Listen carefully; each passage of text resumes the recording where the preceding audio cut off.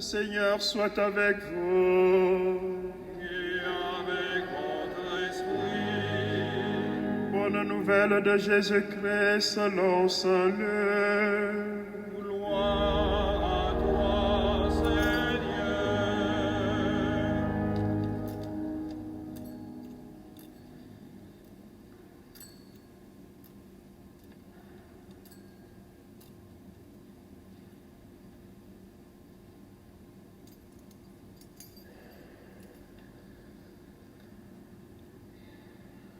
En ce temps-là, on venait de crucifier Jésus et le peuple restait là à observer. Les chefs tournaient Jésus en dérision et disaient « Il en a sauvé d'autres, qu'il se sauve lui-même, s'il est le Messie de Dieu, l'élu. » Les soldats aussi se moquaient de lui. S'approchant, ils lui présentaient de la boisson vinaigrée en disant « Si tu es le roi des Juifs, sauve-toi toi-même. » Il y avait aussi une inscription au-dessus de lui « Celui-ci est le roi des Juifs. »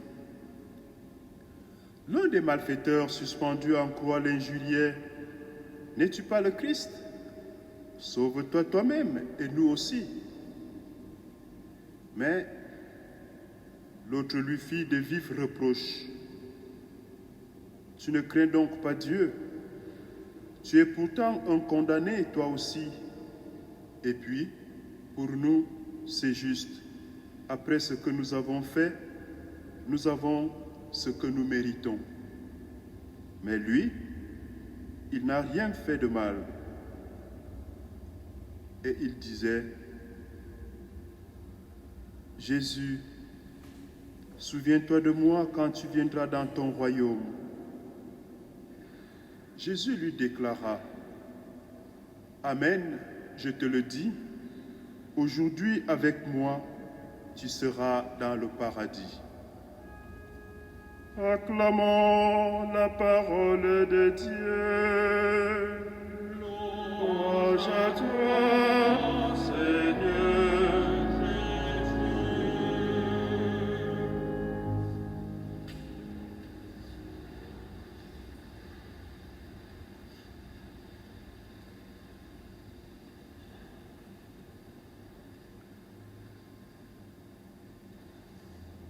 Jésus, souviens-toi de moi quand tu viendras dans ton royaume.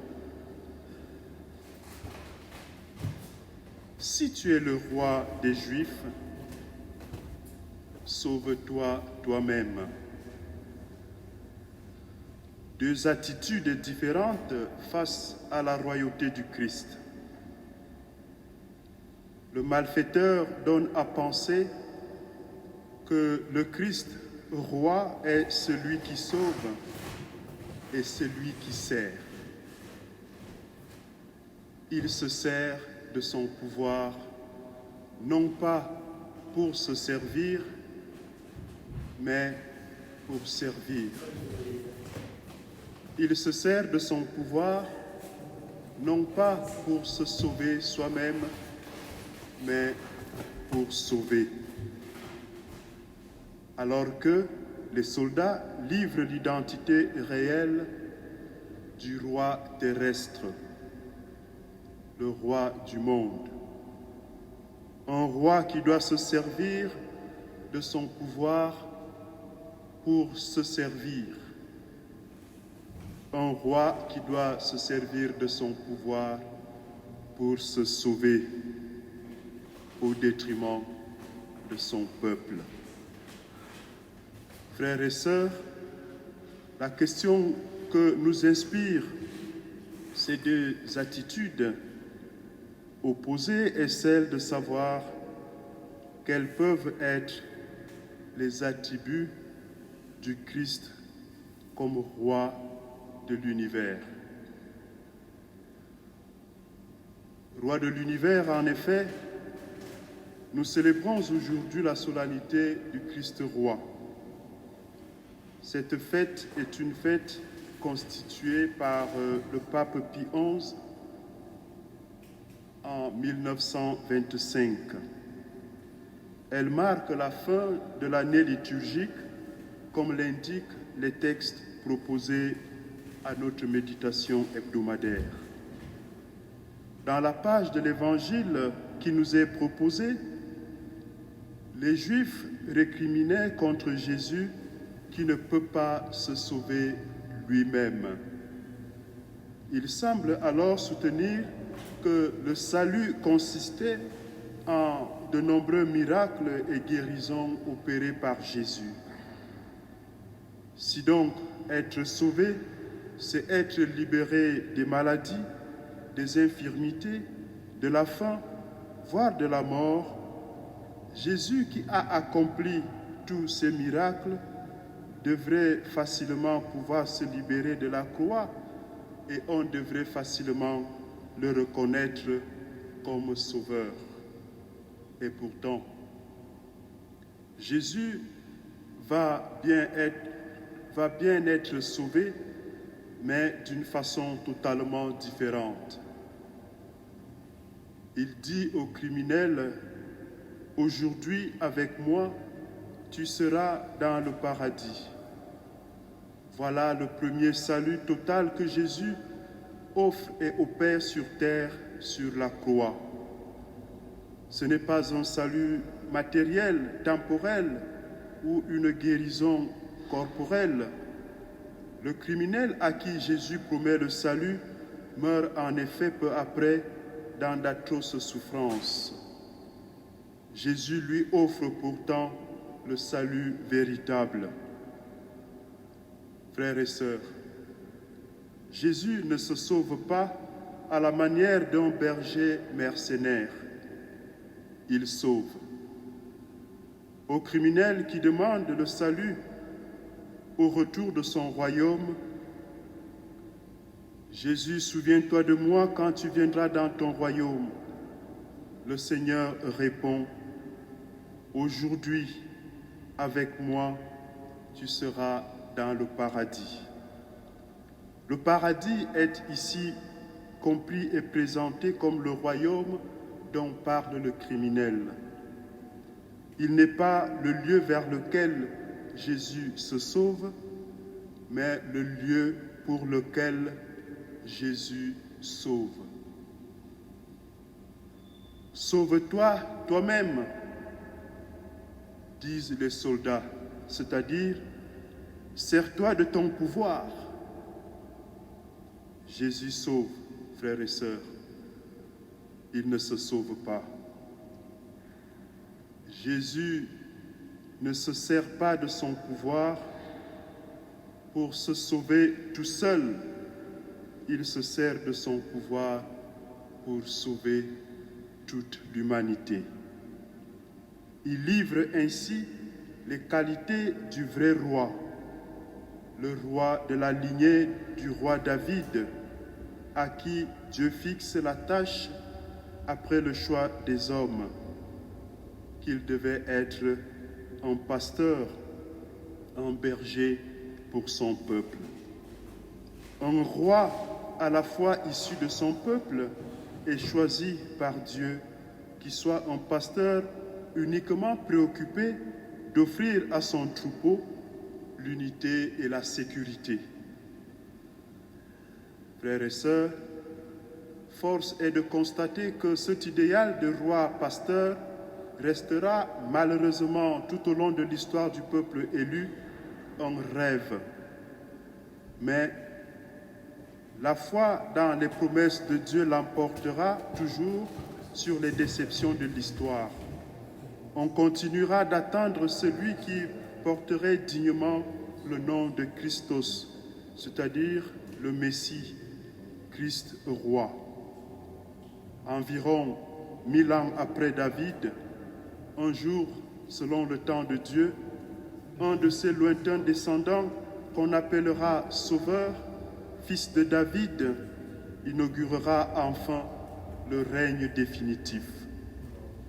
Comme il le dira lui-même, « Je suis le bon pasteur, le bon berger. Je connais les voies de chacune de mes brebis, et mes brebis me connaissent. Lui qui, à chaque Eucharistie, nous dit « Vous êtes du même sang que moi.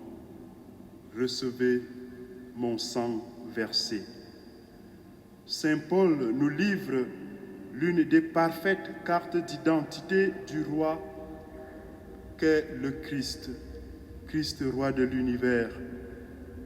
Il nous communique la synthèse du mystère du Christ tel que les premiers chrétiens ont pu le découvrir. On a là, frères et sœurs, une grande fresque du projet de Dieu et l'affirmation que cette œuvre de Dieu est accomplie en Jésus-Christ. Soyez donc en action de grâce, dit Saint Paul, car tout a été créé en lui, tout a été recréé, réconcilié en lui. Jésus est présenté ici comme le vrai centre du monde et de l'histoire, le vrai roi. Dieu est celui qui nous a rendus capables d'entrer dans le royaume des cieux, nous arrachant au pouvoir des ténèbres, les ténèbres du péché. Il nous a placés dans le royaume de son Fils bien-aimé, car il a jugé bon qu'habite en lui toute plénitude, comme quoi le projet de Dieu est conçu de toute éternité. Saint Paul nous rappelle comment ce projet de Dieu se réalise en Christ. En lui, le Christ, nous avons la rédemption, c'est-à-dire le salut. En lui, nous avons le pardon des péchés. Il est l'image du Dieu invisible. Il est la tête du corps, la tête de l'Église. C'est lui le commencement, le premier-né d'entre les morts. Frères et sœurs, en somme, le Christ ne cède pas à l'interpellation des soldats qui lui demandent de se servir de son pouvoir pour se sauver. Il sait, comme le dit Saint Paul, qu'en lui, dans son propre corps, habite toute plénitude. Il réunit en lui la plénitude de la créature et la plénitude de Dieu. Il est vrai Dieu et vrai homme. Quand le sang de la croix nous réconcilie avec lui, il nous réconcilie à Dieu. Par le Christ, l'humain est donc réconcilié avec Dieu. La haine des hommes tue le Christ, mais par un mystérieux retournement, cette haine est transformée par Dieu en un instrument de réconciliation et de pacification. L'inscription sur la croix de Jésus est donc significative. Jésus le Nazaréen, le roi des Juifs, meurt pour récapituler tout en lui. Même ceux du séjour des morts, il meurt pour eux, afin qu'ils deviennent réconciliants et réconciliés au Christ. C'est le sens de la fête du Christ roi. En continuant cette Eucharistie, soyons en action de grâce parce que nous avons un tel roi qui nous réconcilie à Dieu. Et prions pour les dirigeants du monde, les rois de la terre, pour qu'à l'image du Christ roi de l'univers, il soit le symbole de l'unité des peuples, de la paix, qu'ils se servent de leur pouvoir, non pas pour se servir eux-mêmes ou pour se sauver eux-mêmes, mais qu'ils se servent de leur pouvoir pour sauver les peuples et pour servir les peuples. Sauver les peuples de toute forme d'aliénation, de toute misère et de toute pauvreté. Amen.